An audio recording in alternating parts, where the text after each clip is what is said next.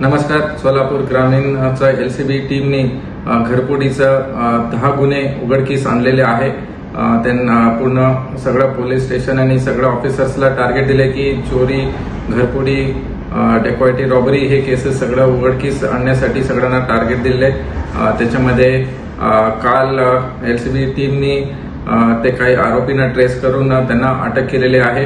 याच्यामध्ये खास करून रोहित पवार, भोलेनाथ भोसले हे उमरे दहीगाव राहणार नातेपुते त्यांना ट्रेस करून अटक केलेली आहे.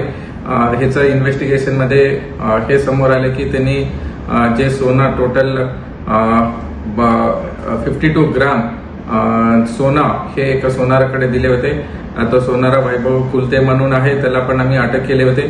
त्यांना कोर्टामध्ये प्रोड्यूस केल्यानंतर मान्य कोर्टनी त्यांचं बेल पण फेटाळले आहे आणि कंडिशन पण टाकले होते की ते रिकव्हरी दिल्यानंतर त्यांचं बेल होईल असं कंडिशन टाकल्यामुळे त्यांचं टीम तिथे जाऊन हे पूर्ण 10 गुन्हे घरफोडीमध्ये सगळं सोना रिकव्हरी केलेले आहे.